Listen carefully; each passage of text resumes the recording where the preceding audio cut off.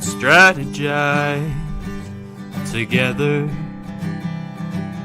Let's hear it from an expert. Join the conversation, it's informative and free.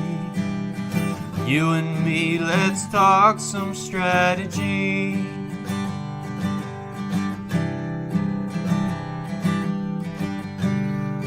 Now here's your host, Morin-van.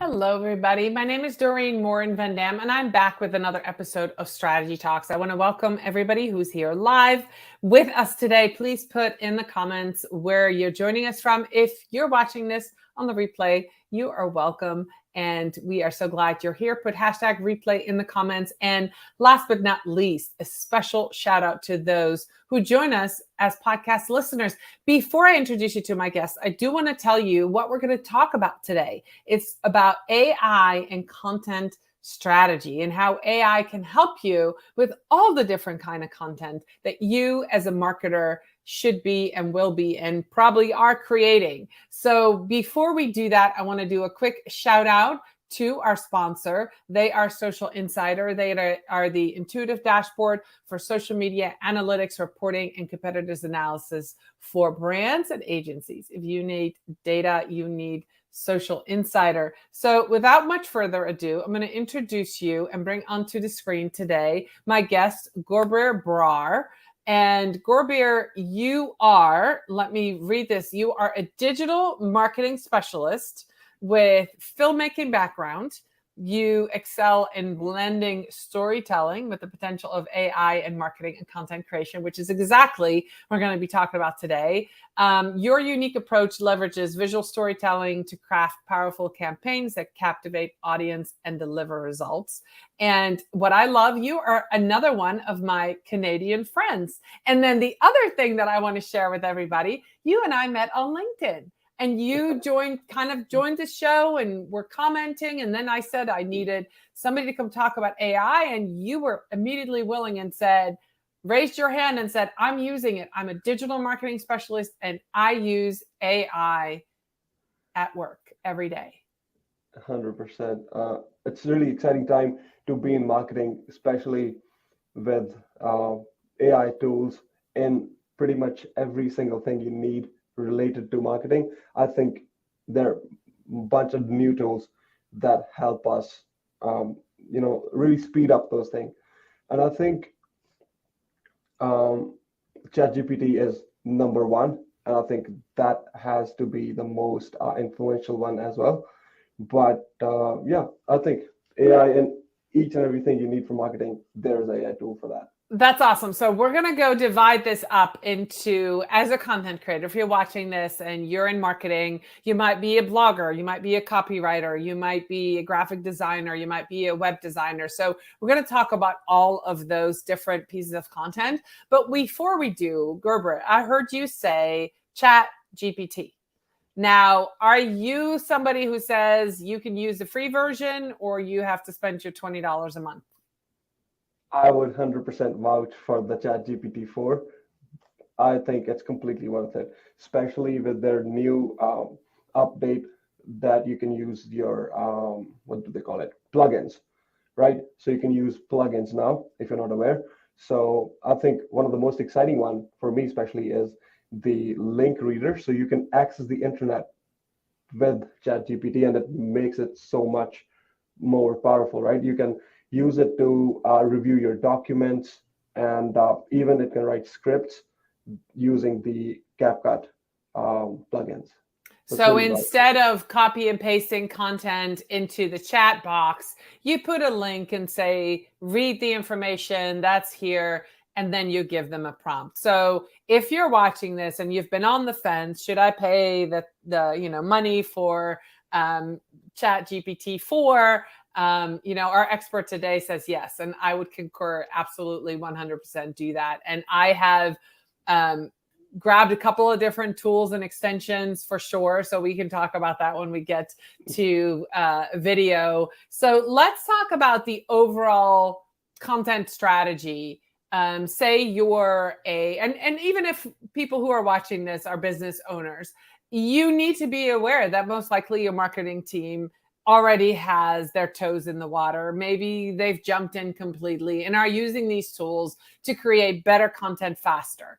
Just so you know, they probably already are. And we can't, I want to have your agreement on this. We can't avoid it, right? Even if we go to a tool that we've been using for years, like Gmail or Canva, right? They're now integrating AI in all of those tools that are tools that we've been using for years, correct?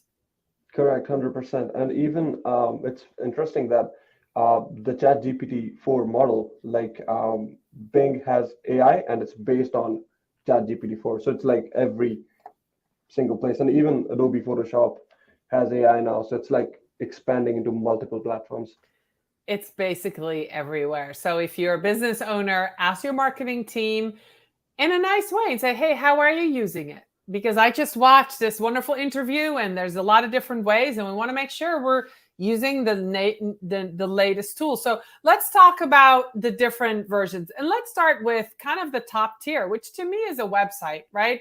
As a digital marketer, most often our goal is to drive traffic to a website. So when we talk about content strategy and AI and websites, what are some AI tools or some things we can do with AI to improve traffic flow, design, all of those? I think the number one thing is ChatGPT for this. What I've discovered is using the same link extension. For example, I work with a furniture manufacturer, for example, right? So I can put in a website for a major brand that is leading the industry, for example, IKEA. I put in the link for IKEA and then I can ask it, review the website and tell me what are their strongest points. And then it can tell me what are the tools, even design elements. It can tell what are the things that are working for them and what are the things you can like use for inspiration and maybe incorporate in your own website as well. So I think that's really powerful. So you're using ChatGPT version 4 as a competitor's analysis tool. Yeah, 100%. All right, brilliant. That's great. So if you've not done that before, check out to see what other people in the industry are doing and have the tool AI analyze what's working and what's not on this website. And then, of course, what you do with that information is up to you. Yeah, completely. And I think you can even like not even competition analysis. I think you can even put your website in and ask it the opposite, like what are the areas that I can improve, for users, so that it's easy for them to check out, for example. So it'll review the website and then it'll tell you what are the areas that you can improve instead. So you can use it both ways. That's cool. Now, can you ask it to look at, you can't ask it to look at the back end, but you can look at it as content or also SEO wise, how it ranks? I don't think it looks into SEO, but definitely the way website looks and the functionality. Like I did it with IKEA. So it told me like they have like store locators and it talks about sustainability. It breaks it down into a couple of parts. That's super cool. So if you're a web designer, if you're a social media manager who manages blogs for your clients, you could use this tool to compare and look what other people are doing, what blogs. You can say, analyze this competitor and tell me how many blog articles it has or how frequently do they publish, right? There's a lot of different things you could ask and find out without you having to go and count. So let's move from then the web to the blog. What kind of AI tools can we use? We're talking about content strategy because that's something that I do. I have several clients that I blog for that I either ghostwrite or I manage their blog. So there's a lot of tools that I use, but I would love to hear from you how you would use AI to improve that content strategy for a blog. 100%. I think initially, before we had ChatGPT, I think there was a tool called Jarvis. Mm-hmm. So it's a website and it breaks it down into like Are you looking for a caption? Are you looking for an article? Are you looking for a campaign? So it really breaks it down into every single social media need, and you can ask it. But I think even for blogs, I'll come back to ChatGPT, and I really want to emphasize on the prompt you put in. So I think we are far from that. Like I tell ChatGPT to write something, and I can just copy and paste, and that's it. But I think it's really nice to have it as to give me ideas or like a starting point, and it comes back to the creativity. So I think if I'm asking ChatGPT, for example, I have a fashion brand, and I want to write on oversized t-shirt, like why is that a trend? So if I tell it, write me an article on oversized t-shirt, and then reference that in history when there has been transformations, big transformations in history in fashion, and then compare it and tell people that this oversized t-shirts is influenced by celebrities and stuff. So the amount of information you give in, you can get really in-depth and really interesting blogs.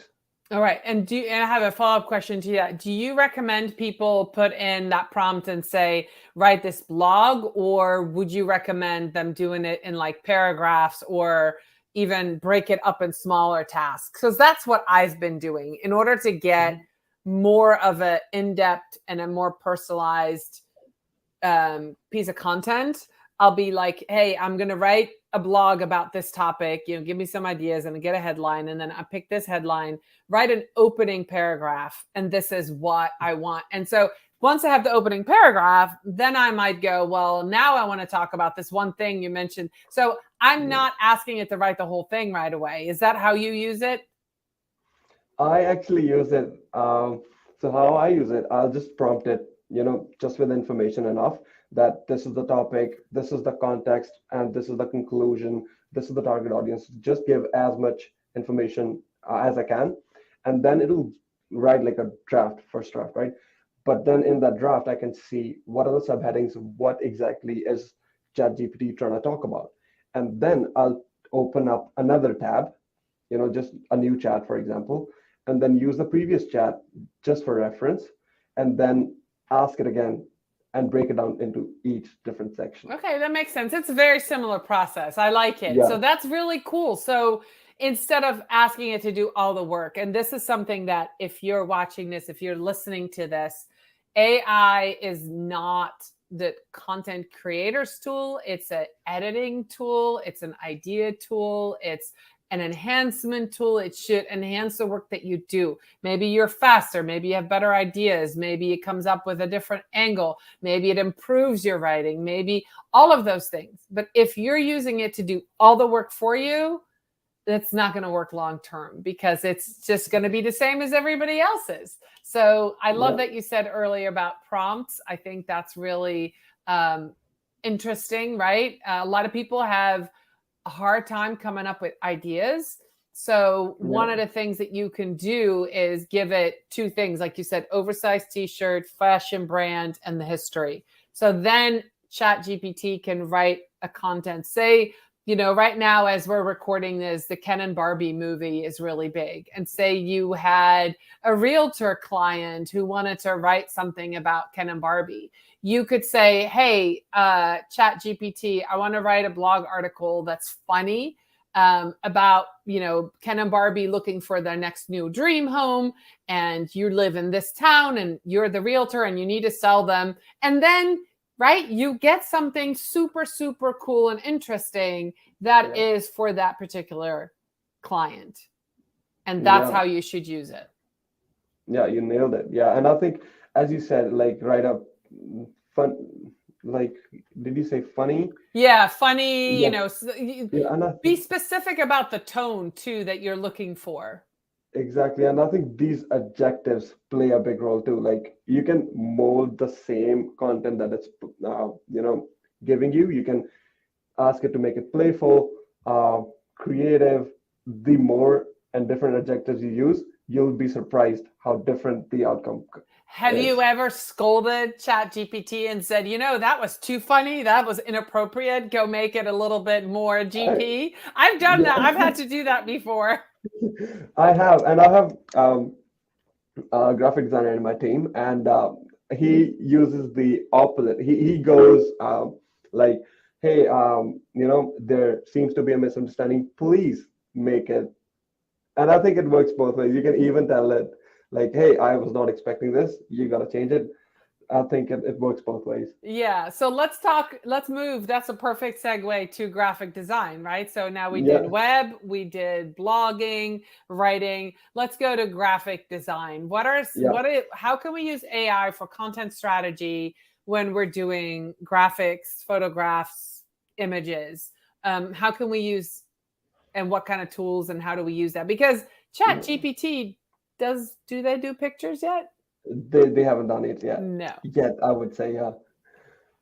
But I think the two biggest tools I see is, first is Midjourney, of course. You can create beautiful art, and it definitely comes down to the prompt you put in. But I think the amount of creative pictures you can get out of that is amazing. And then I think the second powerful tool is Adobe Photoshop. They have also started doing AI, and graphic designer in my team, he was hesitant in using it as well, but then he started using it, and then he was like, it's speeding up my process. Like, he was actually masking out something in the background, and then he was like, something like this would take me a couple of minutes, and this AI is making it just a matter of seconds now. So I think that's huge.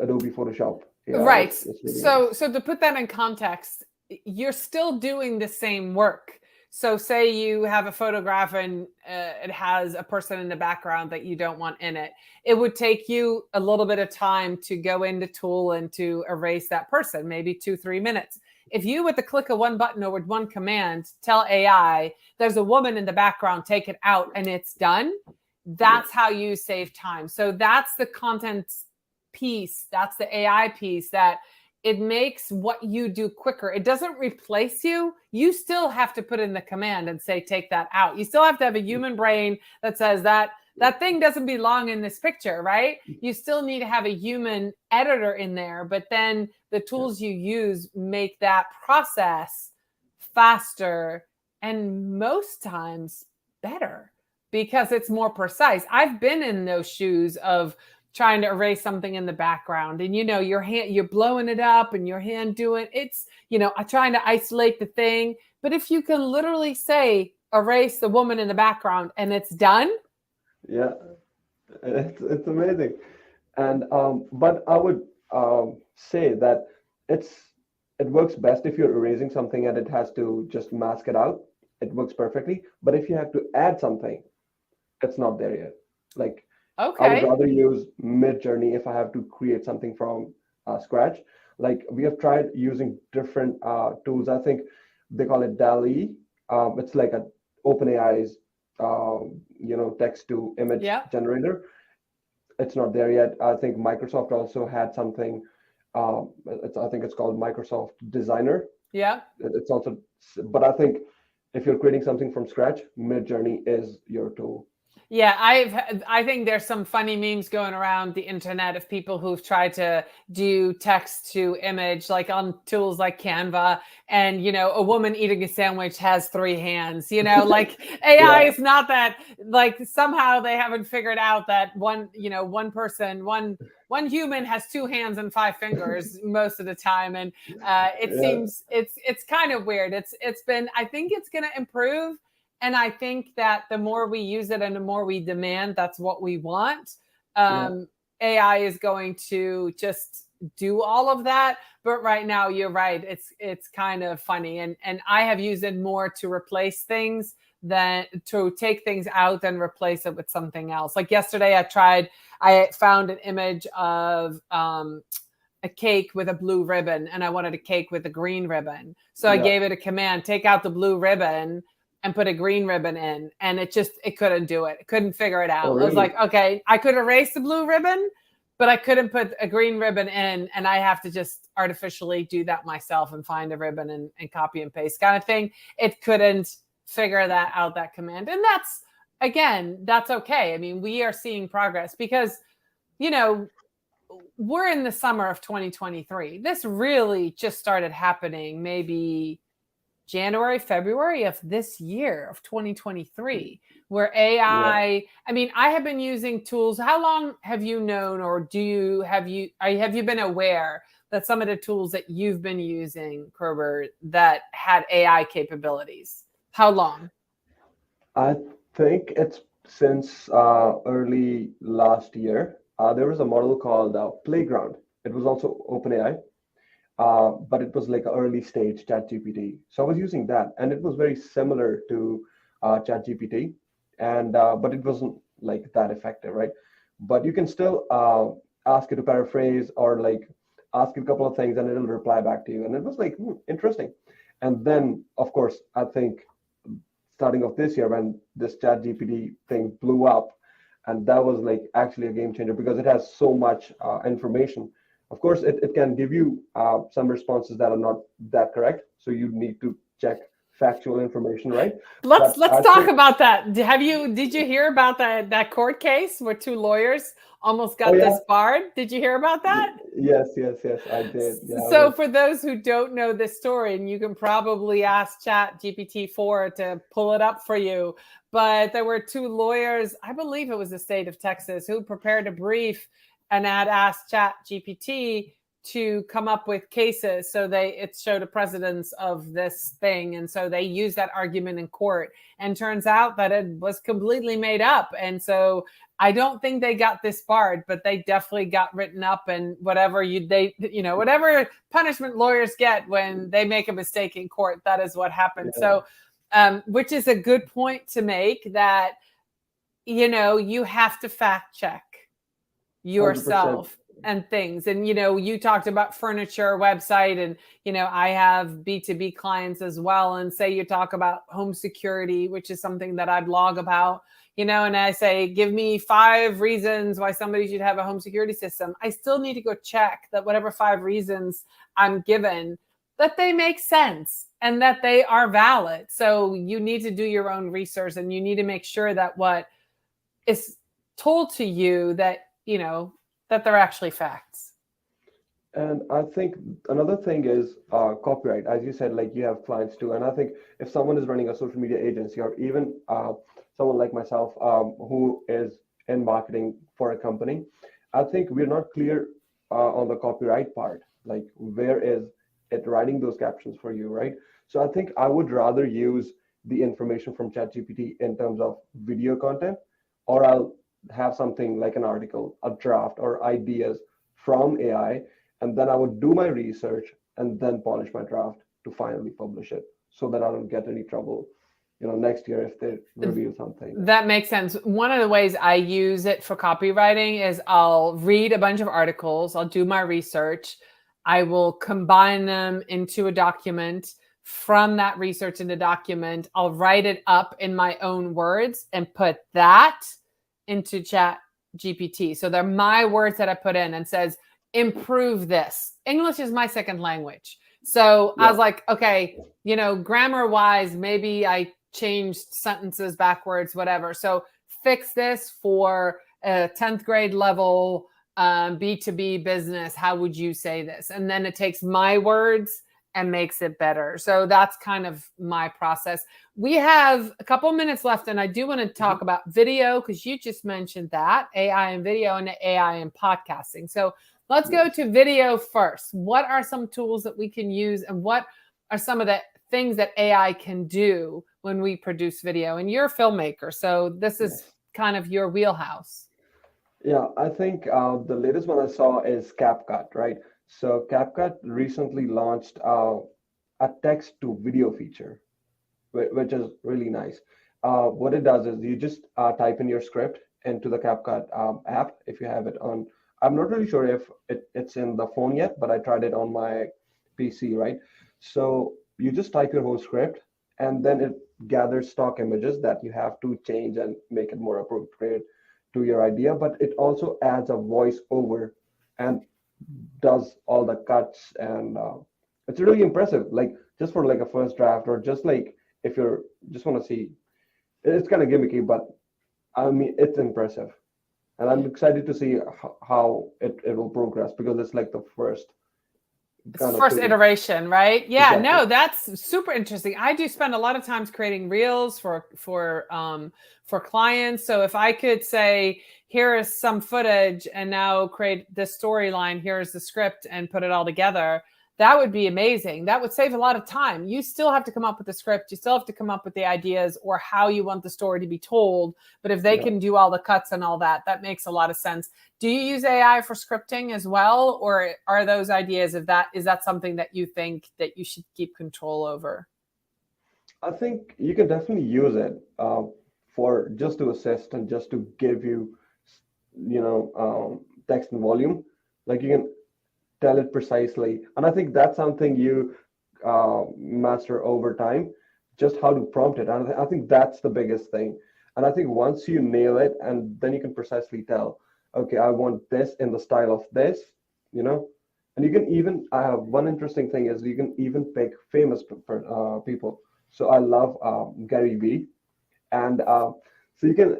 I was playing around with ChatGPT for.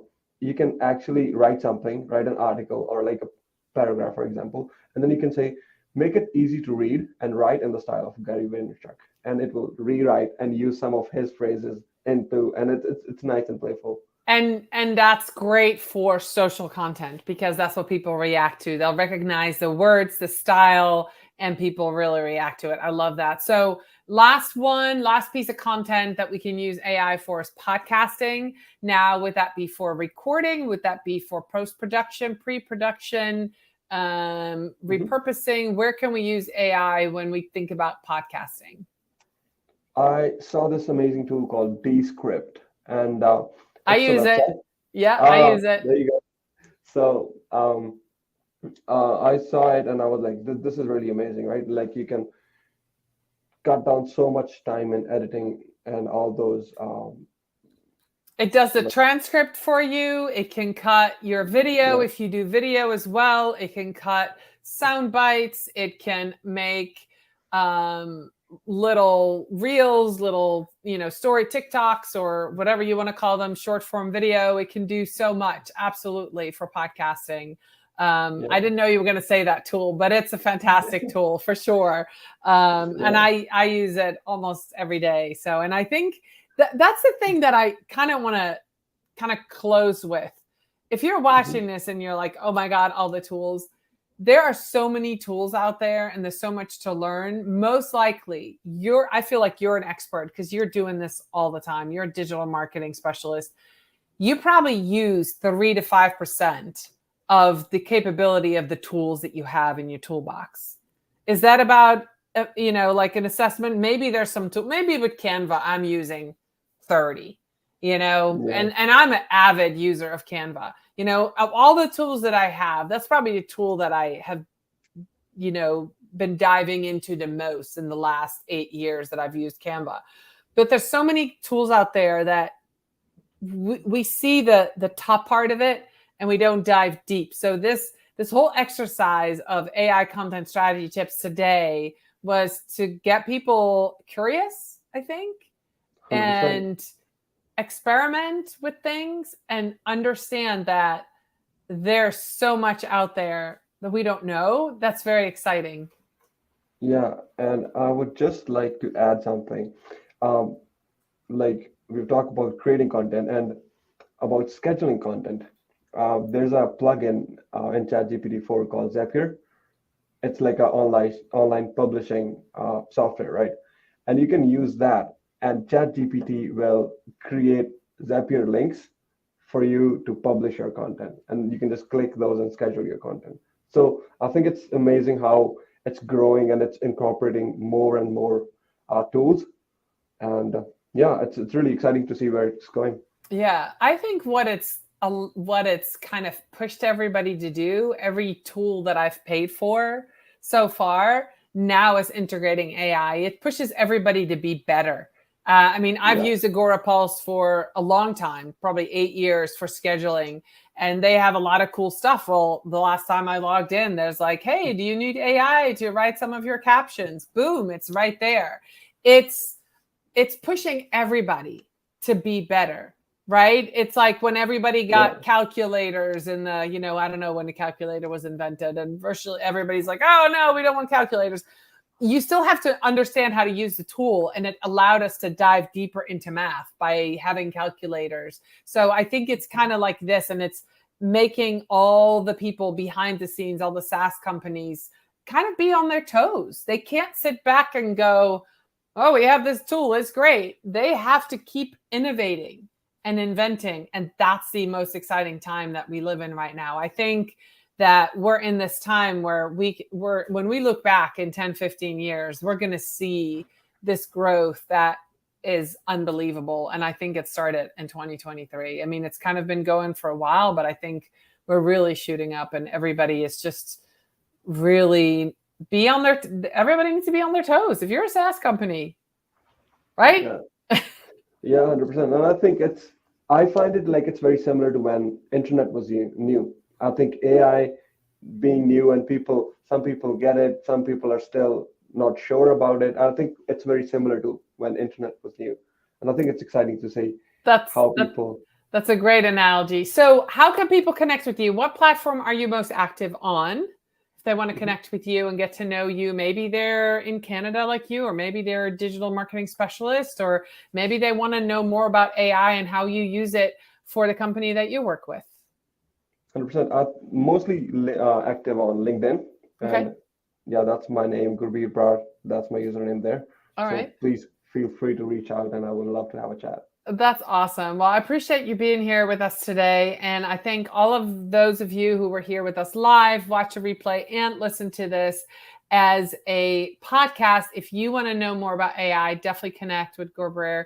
And I absolutely love it. I think this is the tip of the iceberg. I would love to have you back next year and maybe talk what's new in 2024 and see where this has gone, because I know this is going to blow out of the water everything we do in our lives. So thank you again so much. Thank you for everybody who was here with us. And I'll see you next week with another episode of Strategy Talks. Bye, everybody.